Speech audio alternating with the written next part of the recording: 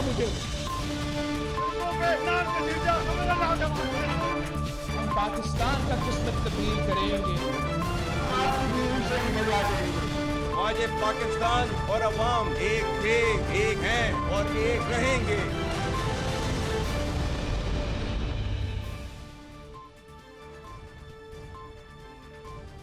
जी अस्सलाम वालेकुम। प्रोग्राम में आज चंद अहम मुद्दात के हवाले से बात करेंगे। एक तो ये रिपोर्ट सामने आई है कि पाकिस्तान में 2024-25 के दौरान दहशतगर्दी के वाक़यात में बे इंतहा इजाफा हो चुका है। जो रिपोर्ट है इंतहाई अलार्मिंग है और इस रिपोर्ट के मुताबिक तकरीबन इस एक साल के अरसे के दौरान 1000 से ज़्यादा पाकिस्तानी शहरी जो हैं इन दहशतगर्दी के हमलों में शहीद हुए हैं। तो क्या वजह है कि दहशतगर्दी पाकिस्तान में एक बार फिर से सर उठा चुकी है?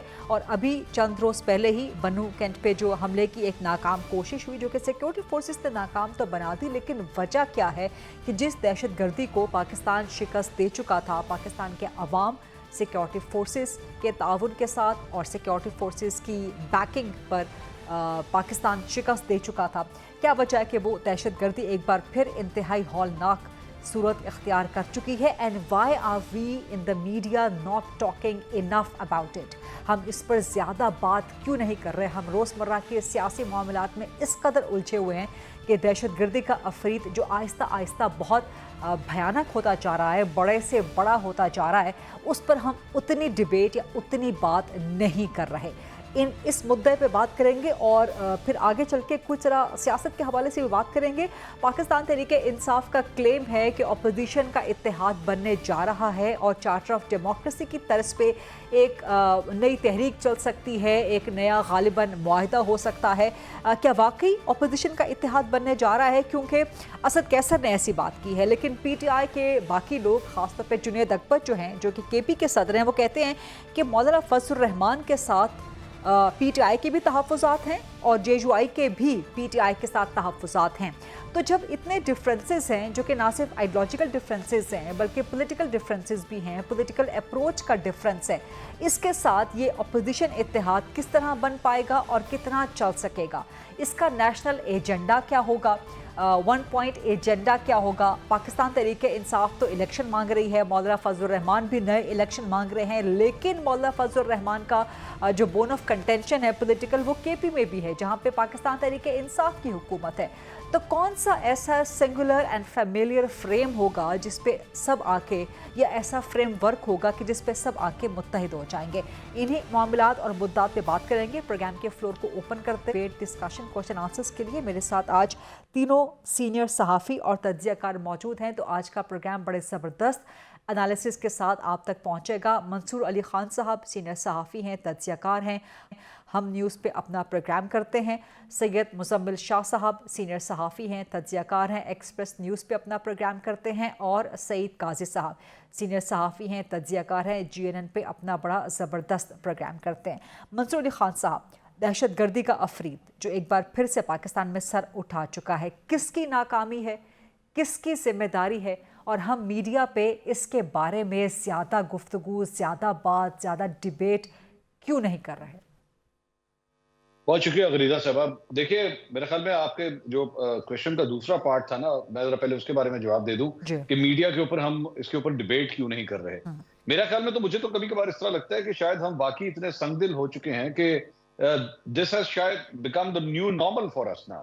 और अगर आपको याद हो, मैं और आप एक जमाने में जब इकट्ठी खबरें पढ़ते थे तो उस वक्त भी दहशतगर्दी की एक लहर होती थी और आए दिन बम धमाके रिपोर्ट होते थे, सब कुछ होता था। मुझे लगता है शायद उस पूरे टेन्योर के बाद जो है हम सारे शायद इस चीज के लिए बहुत ही ज्यादा यूज्ड टू हो चुके हैं कि हमें कोई फर्क ही नहीं पड़ रहा इस चीज से।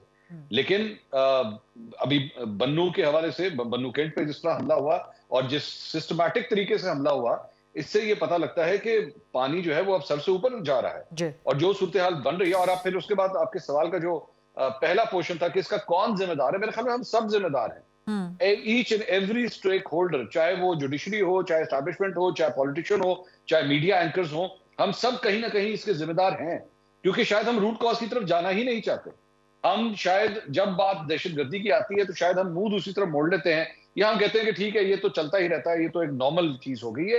ये नॉर्मल चीज नहीं है, और जब तक आप इसको ट्रीट नहीं करेंगे, जब तक इस मसले का हल नहीं ढूंढेंगे, تو پاکستان بھی اپنی اصل نارملسی کی طرف آ نہیں سکتا جہاں پہ فورن انویسٹر جو ہیں وہ آ کے. اب آپ مجھے بتائیے چائنا کے کتنے ریزرویشن رہے آپ کے ساتھ؟ کیا آپ کی سیکورٹی سچویشن کو آپ کو امپروو کرنے کی ضرورت ہے؟ آپ کے اس کے علاوہ دیگر ممالک کے حوالے سے بھی آپ کیا فورن انویسٹر کو اس طرح آ کے یہاں پہ انویسٹ کرنا چاہے گا جب تک آپ سیکورٹی سچویشن کو امپروو نہیں کریں گے؟ So every stakeholder has contributed to this situation today. Quite interesting and quite apt analysis آپ کا. لیکن اس کا سولیوشن کیا ہوگا جو نیکسٹ ہمارا لیگ ہوگا کوشچنس کا، اس میں اس پہ بات کریں گے. لیکن کمنگ ٹو یو سید مزمل شاہ صاحب، آپ کے نزدیک کیا وجہ ہے کہ میڈیا پر ڈبیٹ نہیں ہو رہی، جبکہ جو رپورٹ سامنے آئی ہے institute of economic and peace کی، وہ کہتی ہے جی 45% کا اضافہ ہو گیا ہے اور 91% زیادہ حملے ہوئے ہیں کالعدم ٹی ٹی پی کے، فتنہ الخوارج کے. تو کیا وجہ ہے کہ ہمیں میڈیا پہ یہ ڈیبیٹ نظر نہیں آ رہی، ہمیں وہ سینیٹائزیشن نظر نہیں آ رہی، ہمیں وہ اپروچ ایک ہولسٹک نیشنل اپروچ نظر نہیں آ رہی؟ اور ذمہ دار کون ہے اس دہشت گردی کے بڑھنے کا؟ دیکھیں، اس پہ جہاں تک میڈیا کا تعلق ہے تو اس میں میڈیا جو ہے نا وہ ایک اٹینشن اکانومی کے اوپر چلنے والی چیز ہے. جتنی اٹینشن اس کو دی جائے گی اتنا ہی اس کے ریونیوز میں اور اس کے فریم ورک میں اسٹرینتھ آ جائے گی. تو جب سیریس ٹاپکس ہم ڈسکس کرتے ہیں، جو شام کی ایک پولیٹیکل ڈسکورس ہوتی ہے کہ آج اس سیاستدان نے یہ کہہ دیا، پی ٹی آئی نے پی ایم ایل این کے خلاف یہ بات کر دی، تو وہ سیلیبل اس لیے لگتا ہے کہ وہ سپرفیشل ہے، ایک ڈراما لائک سچویشن ہوتی ہے کہ ایک تھیٹر لگ گیا ہے اور ہر کوئی اس انٹرٹینمنٹ کو انجوائے کر رہا ہے. اسی لیے نان ایشوز کی سیاست اور نان ایشوز کی صحافت، یہ دو کینسرز جو ہیں ہماری سول سوسائٹی کو درپیش ہیں. تو جہاں تک ڈیبیٹ نہ ہونے کی بات ہے، اس کا جواب تو یہ ہو گیا. جس رپورٹ کا آپ تذکرہ کر رہی ہیں اس میں یہ بھی لکھا گیا ہے کہ ایک سال میں 1000 کے قریب کیجولٹیز ہیں. میرا خیال ہے کہ اتنا بڑا نمبر دنیا میں سیکنڈ نمبر پر ابھی پاکستان فال کرتا ہے ایز فار ایز ٹیررزم کے واقعے. اس کا جو سلوشن ہے، اس کے پہلے تو آپ کو اپنے آپ کو یہ کنونس کرنا ہے کہ یہ جو فینومینا ہے اس پہ کوئی اوپینین ڈیوائیڈڈ تو نہیں ہے. وہ انگریزی میں ایک جملہ ہوتا ہے، تھاٹ پروسیڈز ایکشن، یعنی کہ کوئی بھی ایکشن لینے سے پہلے ایک سوچ ڈیولپ کرنی پڑتی ہے، اس کے بعد ایکشن کی سٹیج آتی ہے. اے پی ایس اٹیک ہوا، ایک بروٹل میسیکر ہوا پاکستان میں، پاکستان کے اپنے شہریوں کا، بچوں کا، جو کہ ابھی جوونائل تھے اس ایج میں. اس کے بعد آپ نے ایک ڈاکومنٹ بنایا نیشنل ایکشن پلان. آج اس نیشنل ایکشن پلان کے کتنے پوائنٹس ایسے ہیں جس پہ آپ نے عمل کر لیا ہے؟ میں سمجھتا ہوں 10% بھی نہیں ہوا. اس میں ڈی ریڈیکلائزیشن کے پروگرامز تھے، اس کے علاوہ ریگولرائزیشن آف انسٹیٹیوشنز تھے جو کہ سیمیناریز ہیں یا دیگر اس طرح کے انسٹیٹیوشنز ہیں. ابھی تک کچھ امپلیمنٹیشن کی سٹیج تک نہیں پہنچا. جہاں تک آپ فیڈریشن کی بات کر لیں تو آپ پختونخوا کی حکومت اور وفاق کے نیریٹو کا فرق دیکھ لیجئے. گنڈا پور صاحب وزیر اعلیٰ بنتے ہیں تو ان کو ٹی ٹی پی کے کمانڈروں کی طرف سے مبارکبادیں پیش کی جاتی ہیں. اس کے علاوہ وہ شروع سے طالبان کے دفتر کھولنے کے حامی، وہ شروع سے جو تحریک انصاف کی حکومت تھی وہ کہہ رہی تھی resettlement of T T P کروانی ہے ہم نے. جو بچرز ہیں پاکستان کی لوکل پاپولیشن کے، ان کو لا کے ری سیٹل کرنا ہے. تو پہلے آپ نیریٹو کلیئر کریں، پہلے آپ ڈیسائیڈ کریں کہ بلیک اینڈ وائٹ میں آر دے گڈ پیپل اور bad people. Once you decide, کیونکہ آپ نے فارن پالیسی کیا بنائی کہ افغانستان میں ریجیم چینج ہوا ہے اور اس کے بعد وہ ہماری بات سنیں گے؟ نہیں سن سکتے، کیونکہ افغان طالبان کی حکومت اتنی کمزور ہے کہ اگر وہ ٹی ٹی پی کے پیچھے جائے گی تو ٹی ٹی پی اور داعش خراسان الائنس کر کے افغانستان کی جو طالبان کی رجیم ہے اس کو کمزور کر سکتے ہیں. تو یہ ہمیں نظر نہیں آیا پہلے، ہم نے بہت غلطیاں کی. اور آج بھی مسئلہ ایکشن لینے کا نہیں ہے، مسئلہ ایڈیالوجی کا ہے. پہلے سب پارٹیز کو ایک پیج پر لے کے آئیں کہ ایکشن لینا ہے، تب کچھ ہو سکتا ہے. ادروائز بالکل ٹھیک مزمل شاہ صاحب، you have hit the nail rightly and aptly. اور یہی میرا اگلے سوال کا، سعید قاضی صاحب سے سوال کا میرا کرکس بھی یہی تھا کہ کیا جو ڈویژن ہے ایک نیشنل اپروچ میں، چاہے وہ تھاٹ کی اپروچ ہو، چاہے وہ ایکشن کی اپروچ ہو، سعید قاضی صاحب یہ میرا سوال آپ سے ہے. خیبر پختونخوا اور بلوچستان یہ سب سے زیادہ دہشت گردی سے افیکٹڈ ہیں. افغانستان میں افغان طالبان کی حکومت آنے کے بعد سو آن اینڈ سو فورتھ، اس کے باقی فیکٹرز بھی ہو سکتے ہیں. لیکن ایک طرف جب بنو کینٹ پہ حملہ ہو رہا ہے، کالعدم ٹی ٹی پی فتنہ الخوارج کر رہی ہے، اور ساتھ ہی خیبر پختونخوا کی حکومت یہ بیانیہ کرے کہ ہم افغان طالبان سے مذاکرات کے لیے وفد بھیجیں گے، ایک چھوٹا وفد بھیجیں گے، پھر ایک بڑا جرگہ بھیجیں گے، تو ملک میں دہشت گردی کے واقعات 91% اضافہ ہو گیا. 1000 سے زیادہ آپ کے شہری شہید ہو گئے، دوسرے نمبر پہ آ گئے آپ دنیا بھر میں دہشت گردی کے واقعات کے حوالے سے. لیکن ابھی بھی آپ کنفیوزڈ ہیں. تو ذمہ دار کون ہے اس کا، سعید قاضی صاحب؟ اور ہم اس پہ میڈیا پہ ایک ڈیبیٹ، لوگوں کو ایک سینسٹائز کیوں نہیں کر رہے ہم اس حوالے سے؟ Gharida, I think you have struck the right card. میں اس میں کچھ چیزوں کا اضافہ کروں گا. یہ جو نان ایشوز کی سیاست ہم کر رہے ہیں، بالکل آپ نے ٹھیک کہا کہ یہ وہی لوگ ہیں جس طرح 1400 سال پہلے آج ہم اس میں بچیاں بھی مری، چھوٹی بچیاں بھی مری، عورتیں بھی مری. یہ ATS کا ذکر ہوا، کون سا زخم ہے جو ہم آپ کو دکھائیں. لیکن اس کے ساتھ میں ایک چیز اور بھی شامل کرنا چاہتا ہوں، وہ یہ ہے کہ ایک رپورٹ کل اور بھی آئی ہے جس کو میڈیا نے کوئی لفٹ نہیں کروائی. اس کے ساتھ ساتھ وہ ادارہ شماریات کی رپورٹ تھی کہ یہاں غربت کتنی بڑی ہے. کل کی ڈان کی اشاعت میں اس رپورٹ کو مزید ایکسپلین کیا ہے غزن جلال نے ان کے اوپیڈ پیج پر کہ یہ 20% ملٹی ڈائمینشنل میں تو 40% ہے ہماری غربت. پھر انہوں نے سٹینٹڈ گروتھ، یہ وہ معاشی دہشت گردی ہے جو اس دہشت گردی کے ساتھ ہو رہی ہے اور اس سے ہمارا کوئی کنسرن نہیں، نہ کسی پولیٹیکل پارٹی کا اور نہ میڈیا کا. 2,50,00,000 بچے سکول سے باہر بیٹھے ہوئے ہیں. کون کر رہا ہے یہ؟ میں ضلع چکوال کا رہنے والوں کوئی گلی میں ایسی نہیں جانتا جہاں ہم نے شہید کی لاش نہیں اٹھائی. تو یہ زخم میں سمجھ سکتا ہوں، یہ درد سمجھ سکتا ہوں. اپنے خاندان میں بھی میں اپنی بات نہیں کرنا چاہتا، مگر سوال یہ ہے کہ یہ جو ایک طرف معاشی دہشت گردی ہے اور یہ اور جس کی عوام، ابھی میں ذمہ داروں پہ بھی آتا ہوں، اس کے ذمہ دار کون ہیں؟ یہ تمام چیزیں میڈیا میں نہیں آتی. آج یہ دروازہ کھل جائے گا، آج بند ہو جائے گا. کسی پارٹی کے منشور میں ان پر ایک لائن نہیں لکھی ہوئی، اور اگر لکھی ہوئی ہے تو اس پہ عمل کرنے کا سوال ہی پیدا نہیں ہوتا. اول تو لکھی نہیں ہوئی. ایک بات. دوسری بات کہ اب ذمہ دار کون ہے؟ او بھائی، ذمہ دار وہ ہے جو با اختیار ہوتا ہے. پہلے تو ہمیں یہ بتائیں نا، یہ ہماری افغان پالیسی کس نے بنائی تھی؟ 1978 26 اپریل انقلاب ثور کو برباد کرنے کے لیے کون گیا تھا؟ اللہ تعالیٰ انہیں بخشے جنرل نصیر اللہ بابر صاحب اب نہیں ہے دنیا میں. میں نے 5-6 سیٹنگز کر کے ان سے انٹرویو کیا تھا. یہ پالیسی کس نے بنائی؟ اس وقت کی جو چاہے مارشل لا تھا، چاہے اس کے ساتھ یہ کھڑی ہوئی جو پولیٹیکل ایلیٹ تھی، یہ کیا کر رہی تھی؟ سو رہی تھی. یعنی میں آج انہوں نے کل بات کی تھی کہ 26ویں آئینی ترمیم میں ہم سود کو ختم کر رہے ہیں. 26 اپریل کو انقلاب ہوتا ہے اور 27 اپریل کو سود افغانستان میں ختم کر دیا جاتا ہے، جو بعد میں اسلام کے جہاد کے نام پر جا کے ہم نے جس کا اجرا کیا. تو یہ تمام اینٹی پیپل پالیسیاں، دہشت گردی میں میں اور میرے بچے مارے جا رہے ہیں. 5,000 ہمارے فوجی شہید ہوئے ہیں، 70-80 ہزار ہمارے جو سویلین ہیں وہ شہید ہوئے ہیں، مگر نہیں، اس میں کوئی بات نہیں کرتا. لیکن سعید صاحب، آج ہماری افغان پالیسی کیا ہے؟ آج ریاست کی افغان پالیسی کیا ہے؟ اب یہ ہے کہ اب ہمیں وہ کانٹے چننے پڑ رہے ہیں. $7 بلین کا اسلحہ جو وہ بات کر رہے ہیں وہ سارا ان کے ہتھے چڑھ گیا ہے. ادھر جو کابل میں رجیم بیٹھی ہے اس کی کہاں رٹ ہے، کہاں نہیں ہے.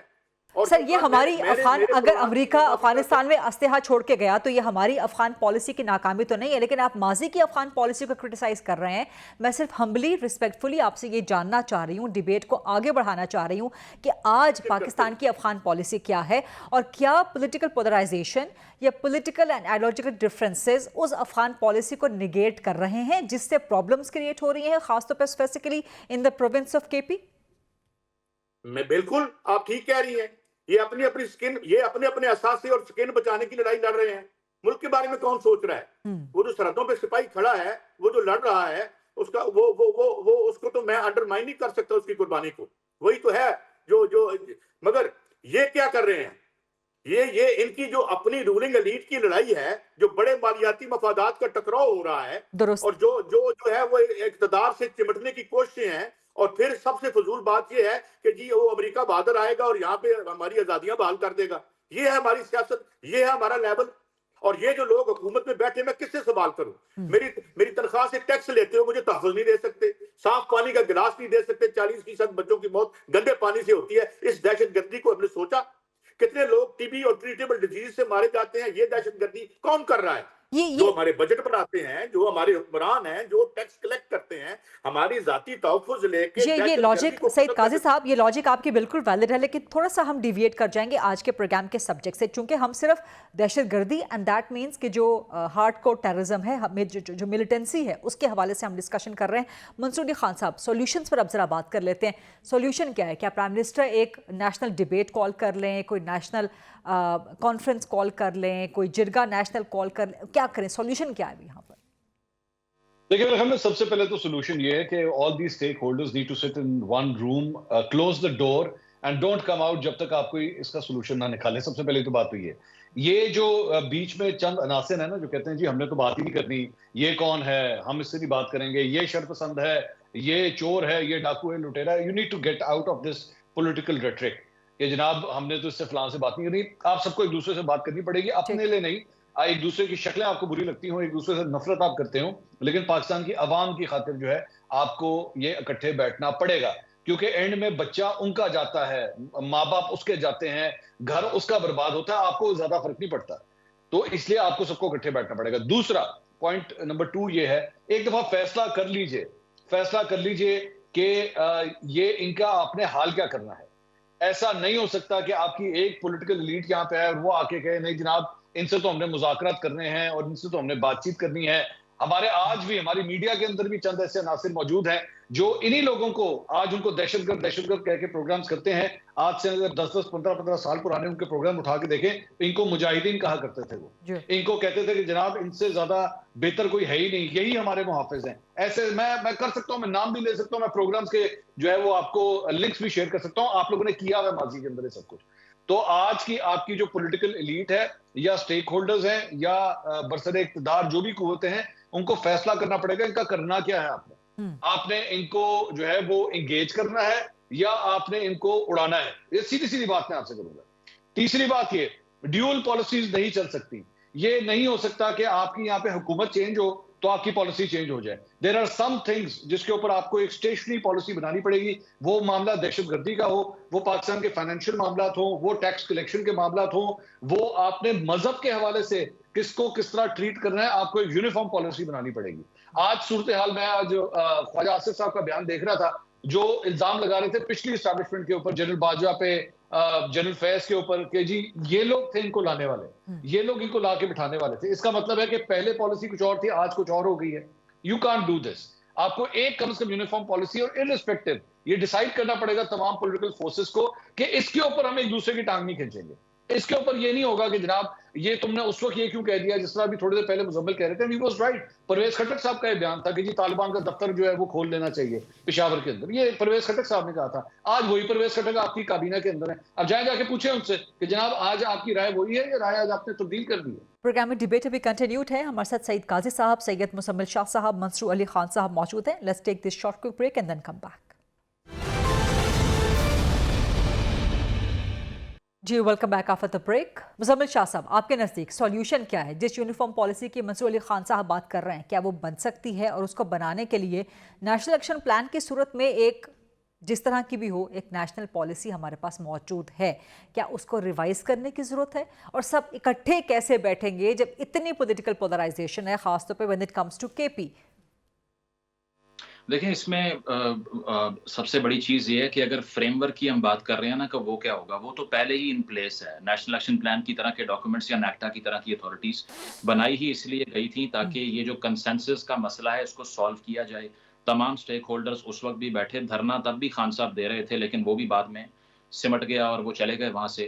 لیکن میں تو یہی بات کروں گا کہ اگر ان کی تمام امپلیمنٹیشن ان نکات کی ہو جاتی, راحیل شریف صاحب جب آرمی چیف تھے اور پی ایم ایل این کا 2013 والا دور تھا, اس کے بعد میں آپ نے ایک بہت بڑا ڈکلائن دیکھا تھا ٹیررزم کے واقعات میں. اس کی وجہ یہ ہے کہ کنسنسس کرنے میں مسئلہ نہیں تھا آپ کو. اب آ کر یہ اگر کہا جائے, جس طرح مجھے یاد ہے اسٹیٹمنٹ خان صاحب کا, انہوں نے یہ بولا کہ میں ٹی ٹی پی سے بات کر لوں گا, P M L N Peoples Party سے میں بات نہیں کر سکتا. دوسری چیز آپ نے افغان پالیسی کی بات کی تو وہ اتنی ڈیلوژنل ہے کہ غلامی کی زنجیریں توڑ دی بھی کہا گیا. ایون خواجہ آصف صاحب نے یہ ٹویٹ کیا, مجھے یاد ہے, کہ سیلیبریٹ کیا ان کی وکٹری کو وہاں پہ. ہم نے یہ نہیں دیکھا کہ وہ جب بھی آئے ہیں ادھر افغانستان میں تو یہاں پاکستان کے اپنے شہریوں کا بلڈ سپلنگ ہوئی ہے. جب سے افغانستان میں یہ رجیم آئی ہے 300% اضافہ ہوا ہے ٹیررزم میں یہاں پہ. لیکن کسی کو یہ فکر نہیں تھی اس دور میں کہ جو آپ مبارکبادیں پیش کر رہے ہیں یا غلامی کی زنجیریں آپ توڑ رہے ہیں, وہ وہاں پہ بچیوں کو اسکول نہیں جانے دے رہے, وہ وومن ایجوکیشن کے دشمن ہیں, وہ خواتین کو پڑھنے نہیں دے رہے, اور آپ سیلیبریٹ ایسے کرتے ہیں جیسے بہت بڑی کوئی ہیومنسٹ رجیم آ گئی ہے. دوسری چیز آپ نے پالیسی کا سوال کیا تھا. اب ہماری فی الحال پالیسی آپ سن لیجئے, وہ یہ ہے کہ ہم حقانی گروپ کے اوپر ریلائی کر رہے ہیں اور ہم سوچ رہے ہیں ہم ان سے انگیج کریں گے, اور جو کندھاری گروپ ہے طالبان کا وہ ان کو کنونس کر لے گا. لیکن مسئلہ یہ ہے کہ ریاست کے اندر اگر ایک سوورن ہونا تو اس کے بعد میں آپ انگیجمنٹ کر سکتے ہیں. اگر سوورن ہی 8-10 ہیں تو آپ کس سے بات کریں گے؟ اگر آپ حقانی گروپ کو اپنا ایلائی مانتے بھی ہیں اس سٹیج تک, تو کیا وہ کنونس کر سکتے ہیں افغان طالبان کی ایک پوری اینٹی کو کہ وہ ٹی ٹی پی کے خلاف آپریشن شروع کر دے؟ نہیں کر سکتے. اس کی وجہ ہے کہ داعش خراسان کی بھی میں نے آپ کو مسئلہ بتایا ہے اس کے علاوہ جو ایٹم کی تحریک ہے ایسٹ ترکستان اسلامک موومنٹ جو چین پہ حملے کرتی ہے, زنجیانگ ریجن پہ حملے کرتی ہے, اس کا بھی ایک. تو اس سب کو ختم کرنے کے لیے جو سلوشن ہے, میں یہی کہوں گا کہ جب تک یہ پولیٹیکل فورسز اسٹیٹسمین بن کے نہیں سوچیں گے, یہ اپنے پیٹی ڈفرینسز کو سائڈ لائن کر کے لانگ ٹرم بات نہیں کریں گے, تب تک سلوشن کی طرف نہیں جا سکتے. کوئی بھی آئے, P T I, Noon League, Peoples Party, they should ensure کہ جو تامل ٹائیگرز کے خلاف سری لنکا نے کیا, بہت بڑی مثال ہے, سب اکٹھے ہوئے, انہوں نے کہا کہ تامل ٹائیگرز کا 1% فریکشن بھی ہم چھوڑیں گے نہیں باقی, and they did that. We can also do this, it's just a matter of intention. It's just a matter of intention. لیکن وہ انٹینشن کب آئے گی؟ جب خیبر پختونخوا کی حکومت کہتی ہے کہ ہم افغانستان میں وفد بھیجیں گے, پہلے چھوٹا وفد بھیجیں گے, پھر بڑا جرگہ بھیجیں گے, ہم بات کریں گے. جب اتنے آئیڈیالوجیکل اینڈ پولیٹیکل ڈفرینسز ہیں تو how would time be able to bridge them? Muzammil Shah صاحب. اچھا, آپ اس میں دیکھیں نا, یہ اس میں ان کا سوال جو مطلب جو پی ٹی آئی کا ایک کلیم تھا کہ ہم صوبائی حکومت سے انگیج کر لیں گے. شیخ مجیب کے 6 نکات میں سب سے زیادہ کھٹکنے والی بات ہمیں یہ تھی کہ وہ کہہ رہا تھا کہ جو یعنی کہ جو ایسٹ پاکستان ہے وہ اپنی فارن پالیسی بنائے گا. تو آپ حساب لگائیے کہ جو شیخ مجیب ڈیمانڈ کر رہا تھا, پی ٹی آئی ڈیمانڈ کر رہی ہے کہ ہمیں ایز اے صوبہ فارن پالیسی اپنے بنانی دیجیے. اس کی تو کانسٹیٹیوشن میں کوئی گنجائش نہیں ہے. فیڈریشن اور وفاق جو ہے صرف وہ فارن پالیسی انگیجمنٹ کر سکتا ہے, ادروائز یہ سب ہم یہ نہیں کہہ سکتے کہ یہ کانسٹیٹیوشنل ہوگا. دوسری چیز, آپ نے فاٹا کا مرجر کیا, لیکن ابھی تک گنڈا پور صاحب کا بیان کیا آتا ہے کہ جب کرم کے اندر 100 بچے کھانا اور غذا نہ ملنے کی وجہ سے مر گئے, شہید ہو گئے, تو بیان کیا آ رہا ہے کہ میں امید کرتا ہوں کہ جرگہ اچھا فیصلہ کرے گا. اگر ہر چیز جرگے نے کرنی ہے تو آپ سی ایم آفس میں بیٹھ کر کیا کر رہے ہیں؟ یا پھر آپ نے جو مرجر کیا ہے وہ صرف آن پیپر ہے؟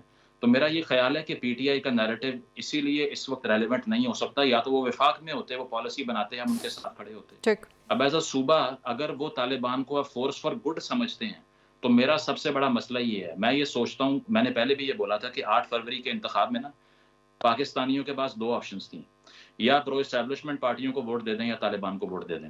ٹھیک ہے, تو ایک اگر آپ اتنے بڑے پروپوننٹ بن کے ان کے سامنے آ گئے ہیں تو پھر آپ کو, میرا خیال ہے کہ جو جانیں ہماری جا رہی ہیں ہزاروں کی تعداد میں, اس کا کوئی ادراک نہیں ہے. وہ کرنے کے لیے ان کو انگیج کرنا پڑے گا. پہلے پی ٹی آئی کو کنونس کر لیں, اس کے بعد میں آپ طالبان کا حل نکال سکتے ہیں. Quite a loaded statement. تھوڑا سا اب آگے بڑھیں گے, ذرا کچھ پولیٹیکل ڈیبیٹ کے حوالے سے, پولیٹیکل ہیپننگس کے حوالے سے. سعید قائد صاحب, میں آپ کی طرف آؤں گی. اسد کیسر کہہ رہے ہیں کہ جو اپوزیشن اتحاد بننے جا رہا ہے اور یہ چارٹر آف ڈیموکریسی ایک نیا ہوگا, جو اولین چارٹر آف ڈیموکریسی ہے, جو اوریجنل چارٹر آف ڈیموکریسی ہے بٹوین نواز شریف اینڈ محترمہ بینظیر بھٹو شہید, that was a turning point, that was the decisive point in Pakistan's political history and Pakistan's political course. کیا اسی طرح کا اب یہ turning point charter of democracy 2.0 ہو سکتا ہے سعید قاضی صاحب؟ جبکہ ہمیں ایک طرف مولانا فضل الرحمان جیسی ایکسٹریم, ایک طرف پاکستان تحریک انصاف جیسی ایکسٹریم, شاہد خاقان عباسی, یہ سب لوگ, بلوچستان کی نیشنلسٹ پارٹیز, سندھ کی نیشنلسٹ پارٹیز, کیا یہ سب مرجر ہو سکتا ہے سعید قاضی صاحب؟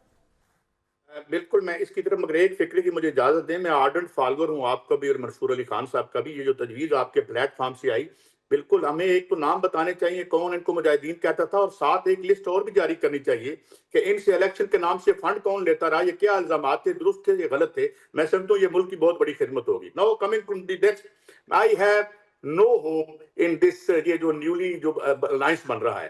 تو مولانا بہت ہی ایک زیرک آدمی ہے, میں کوئی وہ, اور ان پر اگر یہ پی ٹی آئی ڈیلائے کرے گی تو it will be a grave mistake. دیکھیں, مسلم لیگ نون کی ضرورت تھی کیونکہ وہ اس کی کوئی سوشل بیس تو ہے نہیں, تو انہیں ان کے طالب علم چاہیے ہوتے تھے, کوئی جلوس نکالنا ہو سپریم کورٹ کی چوکھٹ پر وہ لے جائیں اور وہ اپنا ایک منصفانہ بینچ بنوانے کے لیے کر لیں. تو اس میں تو مولانا بڑے اہم ہیں. سوشل بیس ان کی بھی نہیں ہے. میں یہ ذاتی طور پہ آپ کو بتا رہا ہوں کہ سوشل بیس جو انہوں نے مطالبات پی ٹی آئی سے کیے ہیں وہ اس لیے ہے کہ انہیں پتہ چل گیا ہے کہ جو انہوں نے جو تقریر کچھ دن پہلے کی ہے نو گو ایریاز کے بارے میں, وہ نو گو ایریاز جو ہیں وہ ان کے اپنے بھی لیے بھی وہ نو گو ایریاز بنے ہوئے ہیں. تو یہ بہت بڑے پولیٹیکل کرائسس ہے. اور دوسری بات یہ کہ یہ جو یعنی کوئی ادراک ہی نہیں ہے جو پولیٹیکل رینگلنگ اور لڑائی ہو رہی ہے. کیا آپ سمجھتے ہیں کہ ان تینوں پارٹیوں جو اپوزیشن میں ہیں یا جو باہر ہیں جو اندر ہیں, ان کے ایجنڈا پہ یہ باتیں جو میں نے کی تھی, سب سے پہلے چلے اس کو رکھ لیتے ہیں, یہ دہشت گردی ان کا مسئلہ ہے. کیا یہ آر دے ریئلی سیریس تو وہ ہیں جو وہاں جا کے لڑ رہے ہیں یا جو مر رہے ہیں, یا جہاں پہ لوگ 18,000 18,000 कल की डाउन की फिक्र दे रहा हूँ, 18,000 बंदा डिस्प्लेस्ड है, फैमिलीज, और उनको 4 लाख और 16 लाख का वादा किया था, वो भी मिला है या नहीं मिला। मगर ये दिस पॉलिटिकल डिस्पेंसेशन, ये जो चाहे वो गवर्नमेंट में है चाहे गवर्नमेंट से utterly unequal to the occasion, क्योंकि वो अपने इमीडिएट मफादात में इस तरह से रचे बसे हैं। और फिर जो जिनका ये जिक्र कर रहे हैं, जो कल तक वो मुजाहिदीन कहते थे, आज भी उन्हीं इन्हीं की गोद में बैठे। तो बात ये है कि प्रॉब्लम ये है कि सीरियस इस मुल्क की जो पॉलिटिकल एलीट या पॉलिटिकल या जिसे आप पॉलिटिकल एस्टेब्लिशमेंट कह लें, वो इतनी वो अपने निजी कारोबार करेगी या ये मसले हल करेगी, ये हमारा दुख है। और मैं नहीं समझता कि ये जो पॉलिटिकल इत्तेहाद बन रहा है ये पीटीआई को कोई फायदा देगा। पीटीआई के लिए बहुत बड़ा मसला शायद गवर्नमेंट भी होगी, एस्टैब्लिशमेंट भी होगी, मगर उसके अंदर जो मसाइल हैं वो बहुत बड़े हैं, और जो एक नजरियाती कमी और कजी है वो बहुत बड़ी है। उन्हें शायद बाहर से कुछ शिकस्त ना दे सकता, मगर उनकी जो एक नजरियाती कजी है जो कि बिल्कुल अवे फ्रॉम द मैसेज। आज मैसेज क्या सोच रहे हैं, आए जाए एक दुकान, करियाने वाली दुकान से जरा जो है कॉन्स्टिट्यूशन का स्पेलिंग पूछें उससे। हम पार्लिमानी जमहूरियत का बेड़ा अमेरिका से लेके हर जगह गर्क हुआ पड़ा है।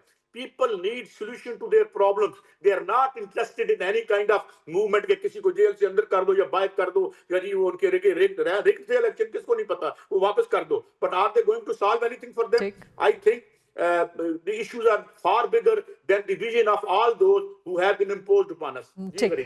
मंसूर अली खान साहब, आप रिस्पॉन्ड करना चाहेंगे? जो सईद कायद साहब ने एक गुफ्तगू की है, आपके मुजाहिदीन की लिस्टें, कौन से मीडिया पर्सन्स क्या कुछ कहा कर सकते थे, if you want to respond to that, and आपको लगता है कि अपोजिशन का ये इत्तेहाद नंबर 1 बन सकेगा, नंबर 2 कोई चार्टर ऑफ डेमोक्रेसी किस्म की एक बहुत बड़ी मूवमेंट दोबारा से स्टार्ट हो सकती है? देखिए, जहां तक कायद साहब फरमा रहे हैं ना, मेरे ख्याल में बिल्कुल बात सही कह रहे हैं, मैं एग्री करता हूं उनकी बात से। मैंने तो मीडिया के हवाले से बात की है कि उसको अपने गिरबान में झांकने की जरूरत है। सियासतदान भी, और चाहे वो सियासतदान जो है वो उनसे फंडिंग्स लेने की बात करते हो या उनको कोई सॉफ्ट स्पेस देने की बात करते हो, बिल्कुल ऐसे तमाम सियासतदानों का एहतसाब होना चाहिए। मेरे ख्याल में, मुझे लगा है शायद ये बात जो है वो नवाज शरीफ साहब की कर रहे थे, जिनके ऊपर ये एलिगेशंस है। मोहतरमा ने कही थी कि जी इन्होंने उसामा बिन लादेन से जो है वो फंड्स लिए, तो करें, तहकीकात करें बिल्कुल, और अगर ऐसा हुआ है तो he should be totally held answerable for all this.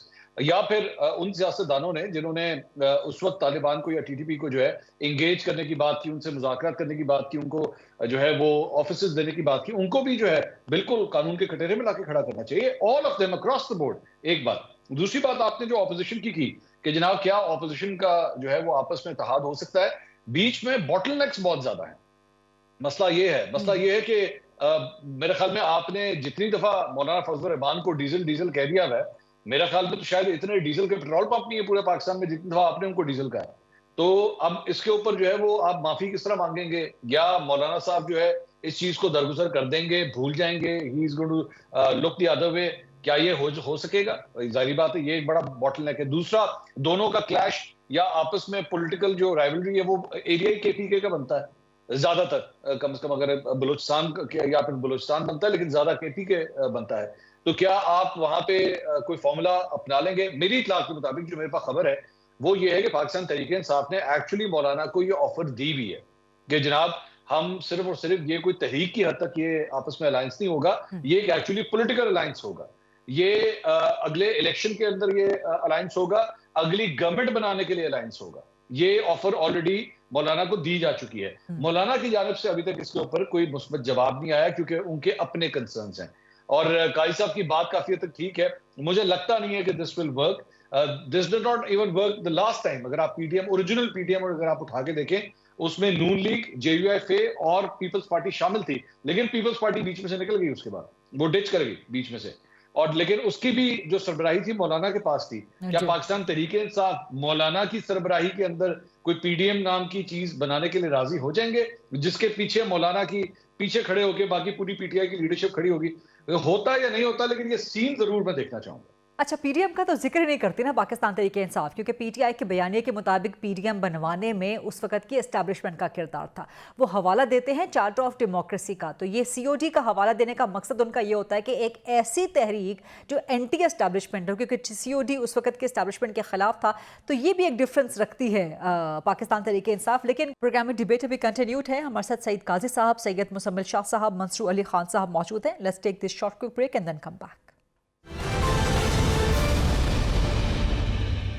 Ji, welcome back after the break. मुसम्मिल Shah साहब, ये सवाल मेरा आपसे होगा, क्या वाकई अपोजिशन इत्तेहाद बनाने में कामयाब हो सकेगी? कोई चार्टर ऑफ डेमोक्रेसी किस्म का एक नया मूवमेंट हमें पाकिस्तान में नज़र आ सकता है, ख़ास तौर पे जब ये खबरें सामने आती रहती हैं और ये हकीकत है कि पाकिस्तान तहरीक इंसाफ बैक चैनल पे, बैक डोर पे एस्टैब्लिशमेंट के साथ मामलात बहाल करने की कोशिशों में भी लगी हुई है। तो एक तरफ आप पब्लिकली एंड पॉलिटिकली आप कहते हैं जी हम ऐसा अलायंस बनाएंगे जो एंटी एस्टैब्लिशमेंट हो, लेकिन आप एस्टैब्लिशमेंट से बैक डोर, बैक चैनल राब्ते भी कर रहे हो, तो क्या कोई मूवमेंट, कोई सीओडी 2.0 इस सूरत हाल में हो सकता?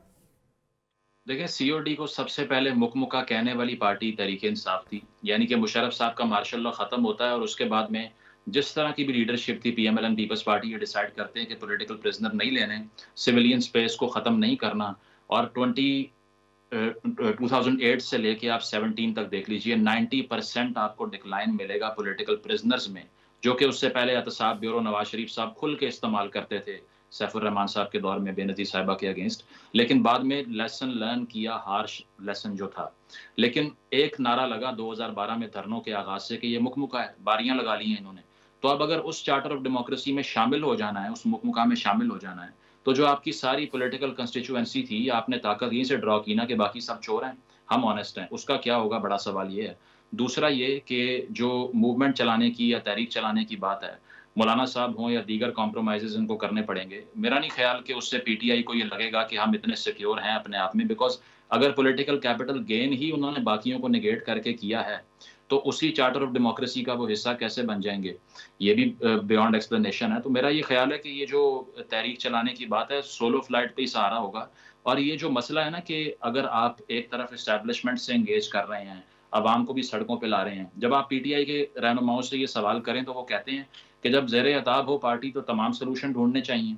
तो मैं उन्हें ये कहता हूँ कि फिर जो बेचारे वर्कर को घर से निकाल कर सड़क पे ले आए हो, उसको भी बता दो कि हमने शाम को जाके ना मीटिंग वहीं पे करनी है, ताकि वो ना अपनी जान दे, ना नौकरी उसकी जाए, ना उस फोर्स शेड्यूल लगे उसके ऊपर, और ना मिलिट्री कोर्ट्स में उसका ट्रायल हो। उसको क्लियरली बताओ कि हमने करना उन्हीं से इंगेज है, आपको एज अ टूल यूज कर रहे हैं। तो ये जो वर्कर के साथ ज्यादती हो रही है, मैं समझता हूँ ये सबसे बड़ी एक्सप्लॉयटेशन है। बाकी बात वहीं से होनी है। अदरवाइज ये खत नवाज शरीफ को लिखते, आर्मी चीफ को नहीं, और उसे कहते कि आपके साथ जो माजी में हुआ उसको हम कंडेम करते हैं, हमारे साथ जो हो रहा है उसे आप कंडेम करें, आए बैठ के सोल्यूशन निकालते हैं। लेकिन इसके लिए आपको ईगो साइड पे करनी पड़ेगी, और इनकी सारी पॉलिटिकल पावर ही ईगो से ड्रॉ होती है। तो ये चीज़ है कि मेरा ख्याल है कि सोलो फ्लाइट पे रिलायंस होगी, किसी और को ये पॉलिटिकल कैपिटल गेन करता हुआ देख नहीं सकते। राइट, बहुत शुक्रिया सैयद मुसम्मिल शाह साहब, मंसूर अली खान साहब और सईद काजी साहब, बहुत ज़बरदस्त आपके। That's a rap. ये था आज का प्रोग्राम। आई सी यू इंशाल्लाह मंडे 8 o'clock ऑन GTV। अल्लाह हाफ़िज़।